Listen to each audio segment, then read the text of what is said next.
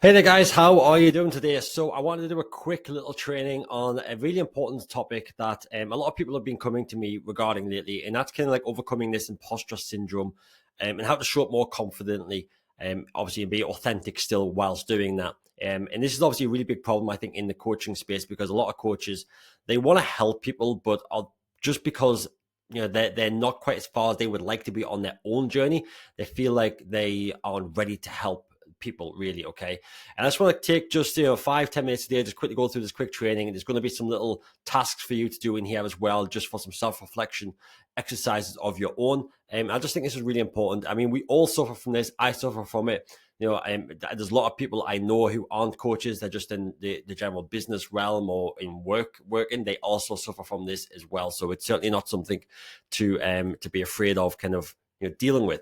So yeah, like I said, grab a pen and paper if you need to. If you need to pause this video just for now whilst you go grab one, because there are going to be some reflection exercises throughout today's training as well. So as I mentioned, the main objective right now is to help you recognize your own value, to overcome any self-doubt that you might have, and confidently step into becoming a leader, because that's what you are as a coach and as a business owner. Because you have to remember, you are a business owner as just as much as you are a coach, if not more than a coach. Okay, so let's just understand imposter syndrome a little bit. So what is a simple definition of imposter syndrome? So as it says on the screen there, the persistent belief that you are not as competent as others perceive you to be. All right. And like I said, everybody has this. Okay, it's like when somebody gives you a compliment and you shrug it off because you're like, no, you're just being nice. All right, this happens all the time. Happens to me all the time. All right, so it happens to everyone though. So you have to remember, being as a competent as you perceive to be, to perception. Okay, everyone has perceptions on everything in life, but you have your own perception on other people, and they have their own perceptions on themselves as well. And you might look up to somebody who does not think they deserve to be looked up to. Okay, so it's okay to feel that way. It's very normal, and it's understandable. So, as I mentioned, why high achievers struggle with this. So many successful individuals doubt their abilities despite clear evidence of their competencies and accomplishments. This often stems from high personal standards, a tendency to compare themselves to others, and the fear of not meeting external expectations. And I think that tendency to compare themselves to others is a big factor here. So, especially in the coaching area, and in business, there's a lot of people that there's a lot of people in similar niches than us. And there's a lot of people further ahead than us in their own business and in their own journey. But it's important to remember that everybody's on their own journey. Okay, so you might just be starting out in yours, where somebody else might have 10, 20 years ahead of you.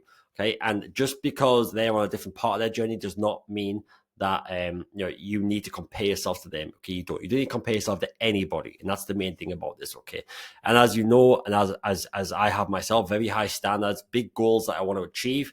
And I think with modern day technology, social media, and constant shiny object syndrome out there, it's very easy to kind of fall into the traps of this, really. So it's all about trying to stay focused on what you're doing. That's why I say to people, just get clear on one thing, on what one avatar, one product, one offer that you can kind of really dive into and help them achieve that goal and result, while we're trying to launch 10, 20 different offers, okay, and not really making any progress with any of them. Okay, remember, you want to be seen as an expert in just one thing, and that's the big thing. That will help you to overcome this type of comparing yourself to others, and obviously not meeting your own expectations, because you are getting better and better at just that one thing. So yes, common science, feeling like a fraud, attributing success to luck, the fear of being exposed and not good enough. I'll be honest with you here, that attributing success to luck, that's something that I actually struggle with still to this day. So obviously, as COACHMATIC grows and we get more and more people, I have that little nagging thought in the back of my head very often, which is like, just when will this end? Something's got to kind of give, and this will come crashing down one day. Type of thoughts in my process. But again, it's one of those things where I'm aware of it, and obviously I'm dealing with it, and it's just understanding, like, look, no, it's not because of that. It's because we actually have proven systems in place that are working, and I've spent years and years and years defining, optimizing my craft and getting better and better at this, and I'm still continuing to get better and better, and that's what's making it all work. But still, that little, devil on the shoulder that's telling you that it's just luck and you're not good enough can always be there as well.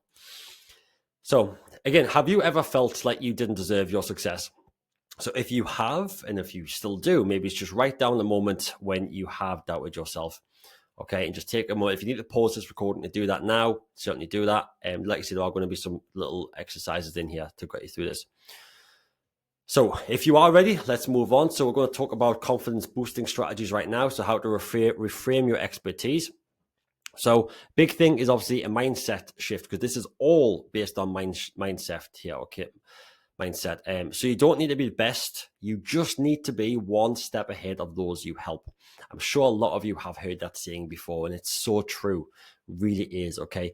So you got to remember, everybody, if your goal, so let's say you're starting here, but your goal is up here, there are many steps to take to get to that goal. And if you can be the person that's helping lift somebody from a lower step than you up to either the same step or above you, then you're helping them. And that's what this is all about. Okay. So just focus on helping those who you can help and serve. And obviously there might be other people out there who are helping people further ahead of the ladder than you. And that's okay. That's okay. Okay. So list 3 things that you know that your ideal audience may struggle with. All right. This is obviously a really great exercise to help you think about, well, what are they struggling with? This can help you create content around that. This can obviously help you refine your offer. This can help you refine your messaging. This can help you refine on your sales calls as well, knowing that your audience struggle with these 3 key things that you can help them with. So take just a minute right now to go through and write those 3 things down. So here's an example. A fitness coach doesn't need to be an Olympic athlete, okay? They're just experienced enough to guide their clients. And that's a really good example, because there's a lot of coaches in the fitness realm who are super unfit, right?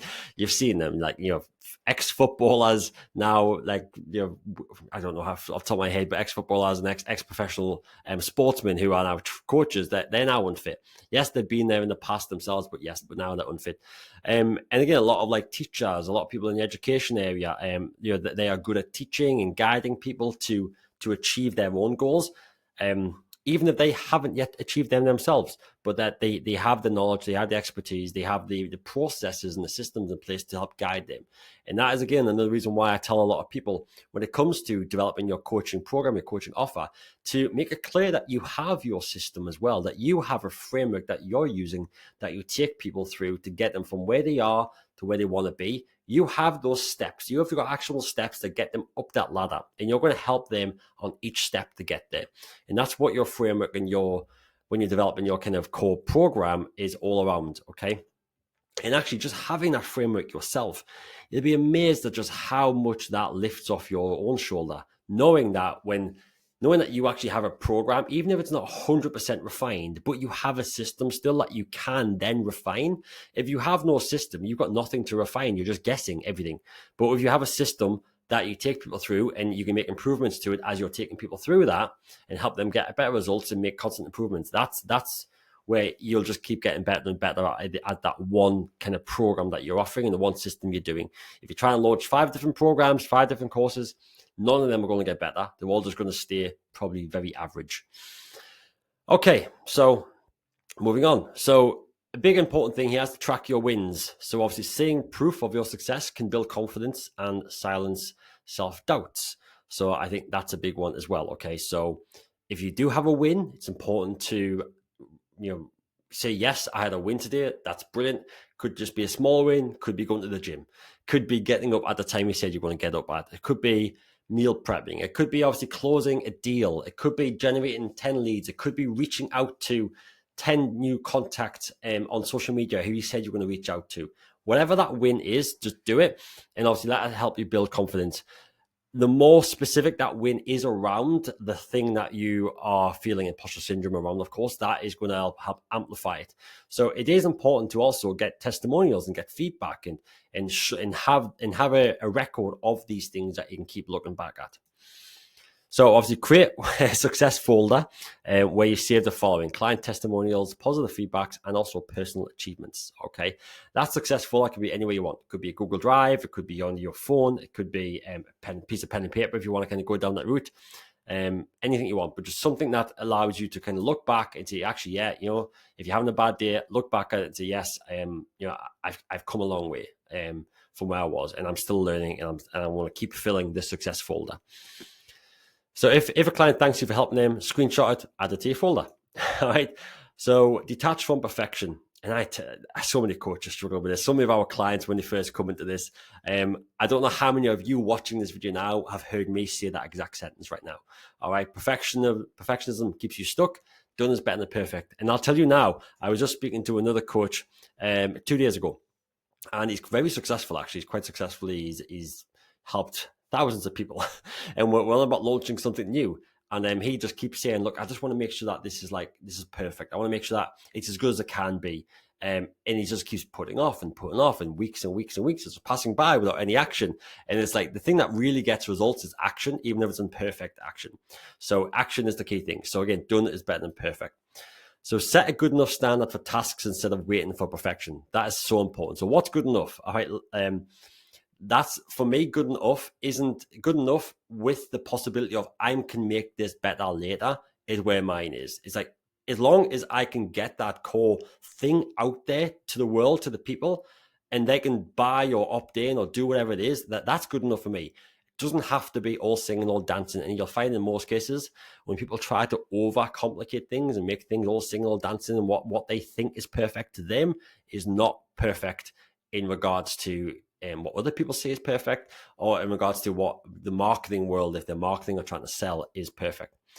So post your content, even if it's not flawless. Your message matters more than perfect wording. I'll be honest with you guys, I'm doing this video today for you, okay?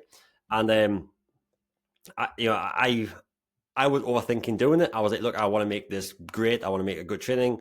But really, I just thought, what the hell? Look, I've got half an hour spare before my next call. Let's just get this done. I'd rather get this done and get this out there rather than overthinking about it, okay?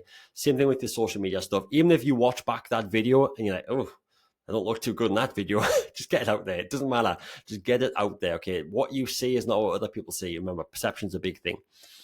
So which of these strategies do you struggle with most? Write down one small step you can take to improve it, all right? So again, if you need to record, if you need to pause and rewind or do anything like that, feel free to do it. But we're just going to keep moving on for those of you who are ready to move on. So personal mindset reframing exercise. So activity number 1, write down a negative thought that you've often had about your own abilities. So, you know, I'm not qualified enough to do this.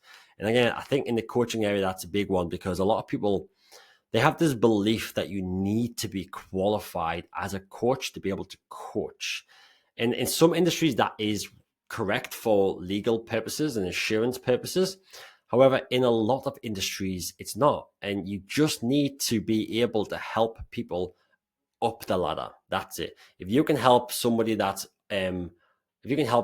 below you on their own journey, or like behind you on their journey, you can do it. Okay. You might not want to call it coaching, might be mentoring, consulting. It doesn't matter. But the thing is, you don't always need to have a qualification or qualified to do something. Okay. As long as you can help people achieve a result, and you're scamming people, of course, and you can actually do it, then that's the main thing. So number 2, sorry, I skipped one there. So reframe it into a positive statement. So I have unique experiences that make me valuable to my audience. Same thing, mate. Okay, for me personally, I don't have a coaching qualification. I don't even have a marketing qualification. I went to university to study business management when I was 26 years old. And that was the biggest waste of time I've ever experienced in my life. I got a qualification of it. I was so disappointed with that experience. I didn't even get my certificate for graduating university. For me, that was a huge waste of money for me, and a very disappointing experience. So yes, I have a qualification, but that does not, I don't have that. I don't even have the qualification, right? It's nowhere to be seen in my world. What I have is the unique experiences that I've built up over these last 10 years of launching businesses and helping people kind of grow. All right. So I want you to think about the same thing for you. Okay. Third thing. So repeat this positive statement daily for the next week. So that's just obviously reframing your mind there. Okay. It's really important to try and do that. So every morning, set a goal, have that piece of paper beside you. Repeat as many times as you can per day, 3 times a day, morning, afternoon, and just before you go to bed. It's probably a great start to do that. Okay, so moving on. So final task, write down a negative thought that you often have about your own abilities. So I'm not qualified enough, okay? And then a closing message, confidence is a skill that grows with practice. Every time you doubt yourself, remind yourself of the value you bring. And that is a really big thing in all things in life. I'm sure you would obviously agree. Like if you take up a new sport, you're not going to be good when you first start. You're going to be terrible. You're going to get your butt kicked by other people probably. But as you practice and you do it more and more and more, obviously your confidence builds. I played ice hockey and roller hockey all my younger life since I was like 8 years old. So for almost 20 years. And like obviously I'm pretty good in comparison to people I've only been training 1-2 years type of thing. So it's one of those things. The more you do something, the more practice, and it's obvious. And again, think of this in everything in your business. Think of this in regards to selling. So let's say you're on a sales call with somebody. Chances are you're nervous. You're not too sure how to do it. You haven't got much confidence in your abilities to sell. But the more and more and more and more you do it, the more confident you're going to get. Same thing as getting on the video. So doing reels, doing shorts, doing YouTube, doing podcasts. You won't have much confidence because you'll be thinking, I want to do this right. I want to make it perfect. I want to make sure it's all in place. And that's going to set you back months, if not years, of not doing something. So sometimes it's better just to do it, okay? So the bonus, share one of your wins in the community. So obviously with us inside of the COACHMATIC community, if you are watching this and you're watching this and you're in the community, make sure you go to the community, leave a quick little post, just say that you've just watched the quick training on imposter syndrome, and you want to kind of share your message in there as well, okay? And that will hopefully help inspire the others. So make sure that you do continue to apply these strategies and revisit this training whenever you need a confidence boost. As I said, this training isn't designed to be, the best training out there on imposter syndrome. It's not, and that's done deliberately. This is meant to just be a quick, short, actionable training that you can go away and you can utilize for yourself to help you with your own confidence and with overcoming whatever the imposter syndrome that you have yourself as well. Okay, so hopefully that has helped you there. If it has, let us know in the community. That would be great. And feel free to share this with anybody else. We will be doing some more of these kind of what I call micro trainings that are useful for you and everyone else in the community as well.